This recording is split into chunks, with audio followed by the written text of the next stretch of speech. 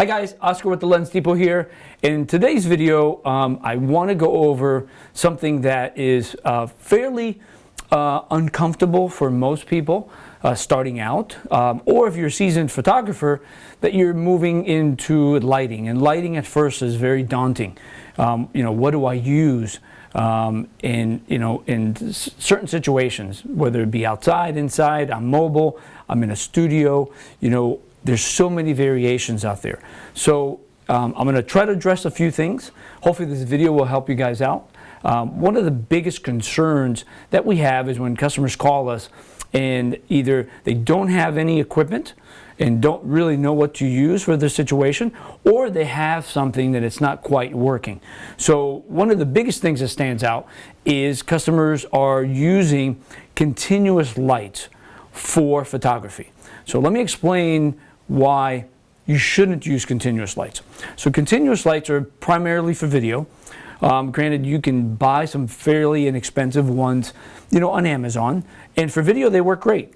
But the biggest issue is that, for example, this light panel here, this is a very expensive, very strong light. So Oscar, why can't I use this for photography?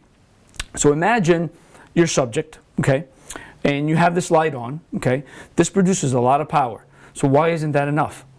Well, the problem is as light moves through space, okay, and touches your subject, it dissipates. So the power dissipates, okay. So by the time it hits your subject, it's not strong enough.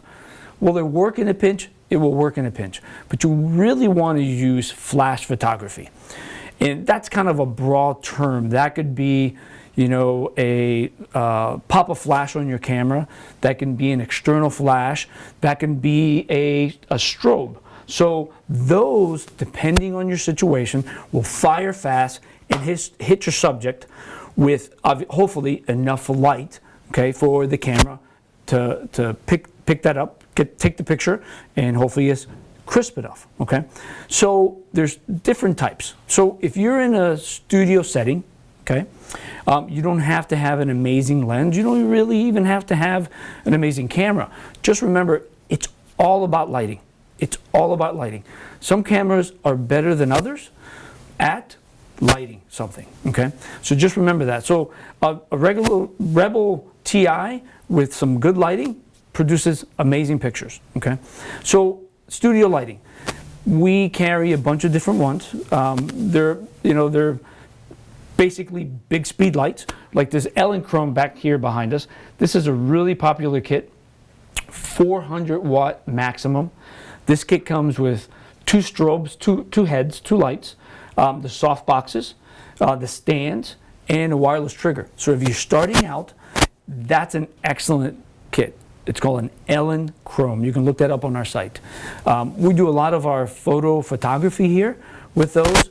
If you're shooting some product photography, or if you're shooting, one or two or even three people headshots, that's all you need. You don't even need a fancy camera, and it comes with a nice little wireless trigger.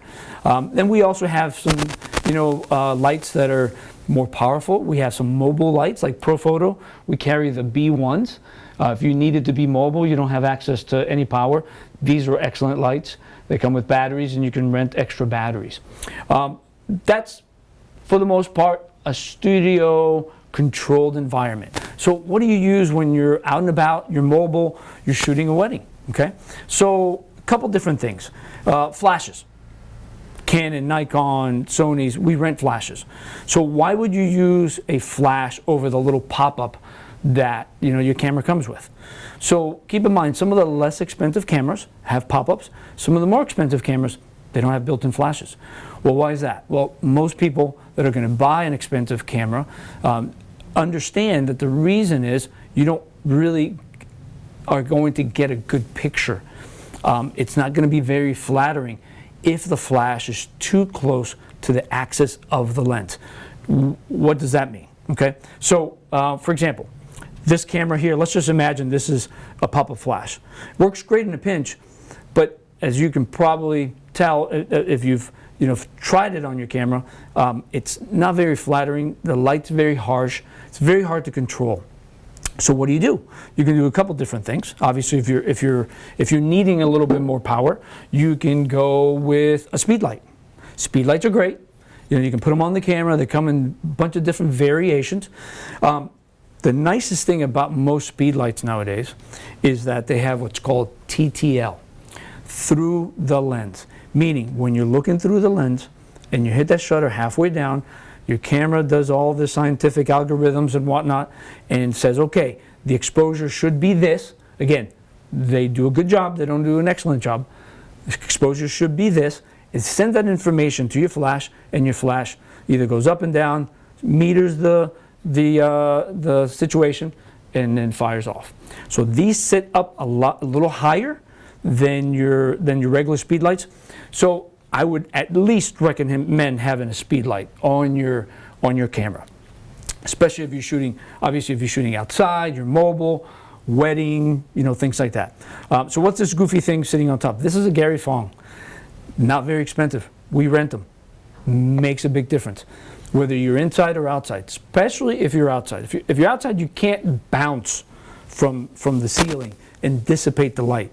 So what do you have to do? You have to, you know, point this at your subject, which without this, for the most part, it's going to be very stark. It's going to be very strong for the most part. It's not going to be very flattering. So imagine taking a picture of someone totally dark outside, take a picture of them. I mean, everything's bright here. You know, there's nothing on the background. So this makes a big difference. Obviously, if you're inside, this still helps to dissipate the light. And if you're inside, you probably know this already, try to bounce it, okay? So speed lights, depending on how much strength you need, you know, we have Canons, Nikons, Panasonic, whatnot, okay? So I'll get back to speed lights in a second. So we also carry another speed light by Profoto. Everybody's heard of Profoto, very expensive. You know, these are the A1s. We have them for Nikon and for Canon. So why would I try this over this? This is about $400 or $500. This is $1,000. One, most people are going to say it's a name. Yes, very, very good quality. The batteries are removable. Okay, obviously you can put batteries in these. The biggest difference with an A1 is that you can add so many diffusers to it down the road. Also, if you ever have a Profoto system, you know, like B1s or some of the other systems, this can add on to those with their wireless systems, which is really good. But the biggest advantage of this is a recharge time. So what's a recharge time? So for example, once you take a shot with this, even if you have the best batteries in here, it's going to take 4 or 5 seconds for it to let you know that it's ready for the next shot. This is about 4 times faster. So if you find yourself in a situation that you need, or you think you'll need, you know, to be quick, take those pictures, you know, maybe take a look at of renting this and trying it out. So what else can you do to get rid of red eye, to get rid of that stark, that harsh lighting when unfortunately you can't bounce and you're outside at a wedding? One of the things that people have used over the years, and it's really been forgotten, is a flash bracket. Okay, looks a little goofy. Okay, looks like the guy who took pictures at our wedding 30 some odd years ago. Okay, he had one of these. But what does this do? Okay, well, one, it makes it look legit, right? Two, it moves the flash further away from the camera. Okay, so it lets you minimize shadows, minimize that potential, that red eye, and at the same time, it'll also let you, if you wanted to, you know, be able to turn this around and shoot vertically. But you know, it's also a little bit more comfortable to hold. But the biggest difference is that the further away you get the flash from the camera, the better your pictures are going to be. So take a look at these flash brackets. We rent these. These are really, really good. Let's say you're in a more controlled environment, but for whatever reason you don't have access to a strobe. You want a little bit more mobile setup. You can use Pocket Wizards. You can use all these speed lights off camera. Okay, so for example, I have one back here. okay? You can have several of these. So there's a couple different ways that you can trigger them. Obviously, the most basic way would be a pocket wizard, which I'll get back to in a second, regular pocket wizards. But what we recommend is a pocket wizard TT1 and TT5. So I have a TT1 on this camera. So basically, this will transmit the TTL functionality that I talked about earlier to these flashes that are off camera, that are around you, next to your subject, whatnot. So you can light a scene, fairly quick and easy, and be very, very mobile. Another nice thing about the TT1s and TT5s is that if you still need on-camera flash, you can put a flash on top of this and still control all of the other flashes. So remember, TT1 on the camera, TT5s off camera. You can even use these in conjunction with this flash bracket. So pocket wizards are great. If you've never used them, they're phenomenal. What do you use them for? You can use them to trigger specific flashes. Okay, I say specific because they have to have a connection to utilize this. Okay, but you won't get that TTL functionality, meaning that the camera is not going to send the information to the flashes. So what does that mean? It's just going to trigger them. Okay, you're going to have to go into each flash individually and adjust it. Okay, a lot of work. Okay, so if you're going to do a few of them off camera, I would recommend the TT1s and TT5s. So what are these for? Okay, these are great if you want to trigger. Let's just say you had some alien bees. We rent some alien bee lights, okay? Strobes, big ones, okay? And you want to trigger them. So basically, you always will need one on your camera, okay? And then one to each specific light, okay? Again, every single light is different. Most of them use what they call industry standard mini 3.5 millimeter, whatever. And we rent those separately. So if you have some lights and you want to try some pocket wizards, just find out what plug or they use, or give us a call or bring them in.